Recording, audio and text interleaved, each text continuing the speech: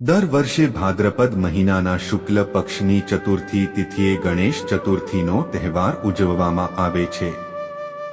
ભગવાન ગણેશનો આ ઉત્સવ 10 દિવસ સુધી ચાલશે છે, જેમાં ભગવાન ગણેશની મૂર્તિની સ્થાપનાથી લઈને વિસર્જન સુધી ઉત્સવ પૂર્ણ થાય છે. વૈદિક કેલેન્ડર મુજબ ગણેશ ચતુર્થી શુક્રવાર 6 સપ્ટેમ્બર 2024ના રોજ શરૂ થશે અને બીજા દિવસે એટલે કે શનિવાર 7 સપ્ટેમ્બરે સાંજે 5:37 વાગ્યે સમાપ્ત થશે. ઉદય તિથિ અનુસાર 7 સપ્ટેમ્બર શનિવારથી ગણેશ ઉત્સવનો પ્રારંભ થશે. આ દિવસે ભગવાન ગણેશની મૂર્તિની સ્થાપના કરવામાં આવશે. મૂર્તિની સ્થાપના માટેનો શુભ સમય ઉદય તિથિ અનુસાર 7 સપ્ટેમ્બરે ગણેશ ચતુર્થી ઉજવવામાં આવશે.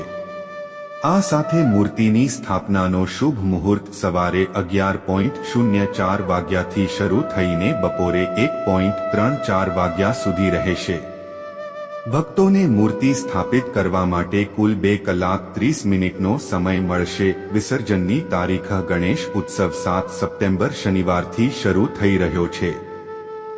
આ વખતે ગણેશ ઉત્સવ 17 સપ્ટેમ્બર મંગળવારે અનંત ચતુર્દશીના રોજ સમાપ્ત થશે. જે લોકો ભગવાન ગણેશની મૂર્તિ ઘરમાં રાખે છે અને 10 દિવસ સુધી તેની પૂજા કરે છે, તેઓ અનંત ચતુર્દશીના દિવસે ભગવાન ગણેશનું વિસર્જન કરશે.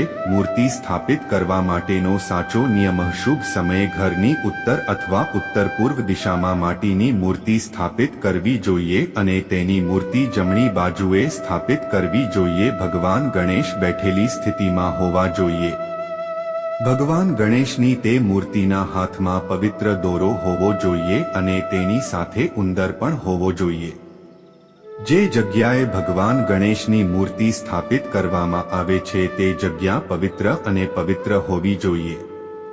ભગવાન ગણેશની મૂર્તિ પશ્ચિમ તરફ હોવી જોઈએ. વિસર્જન પહેલા મૂર્તિને તે જગ્યાએથી બિલકુલ હટાવવી જોઈએ નહીં.